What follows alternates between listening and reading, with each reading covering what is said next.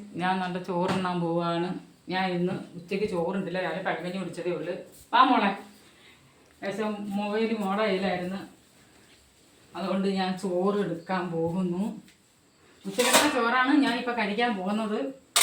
വലിയ പാത്രമൊന്നും ആരും പറയരുത്. ചോറൊക്കെ ഇട്ട് എവിടെ വലിയൊക്കെ തിന്നണം. അതുകൊണ്ട് ചോറെടുക്കാൻ പോകുകയാണ് കുട്ടികളെ. നിങ്ങളെല്ലാവരും ഇപ്പോൾ ചായ കുടിക്കുന്ന സമയമില്ലേ? ഞാൻ ചോറുണ്ടോ, ചോറൊക്കെ കൊണ്ടിട്ട് നമ്മളൊരു 10 മണിയൊക്കെ ആയിട്ട് ചായ കുടിച്ചിട്ട് കിടന്ന് ഉറങ്ങത്തുള്ളൂ. ഇത് മതി. ചോറ്, മീൻ കറി, ഇത് എന്തര കത്തിപ്പാരേ, എന്തര ഒരു ആവൂലിയ കത്തിപ്പാരയും കണ്ട ഒരു താത്ത അവിടെ നിന്ന് മീൻ വന്നപ്പോൾ മേടിച്ചുകൊണ്ട് വിളിച്ചുകൊണ്ട് വന്നതാണ്.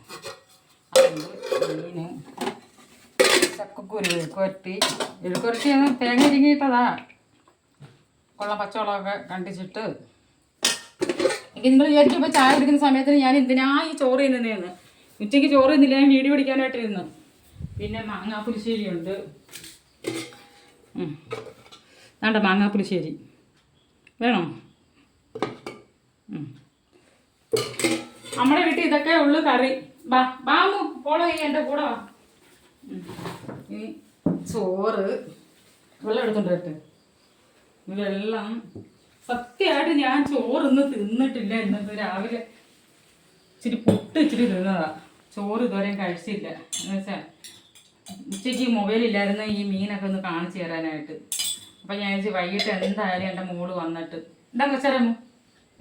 അതുകൊണ്ട് ഇന്ന് ഇത് ഇത്രയേ ഉള്ളൂ. ലൈക്കും സബ്സ്ക്രൈബും ഒക്കെ നിങ്ങൾ തരണം.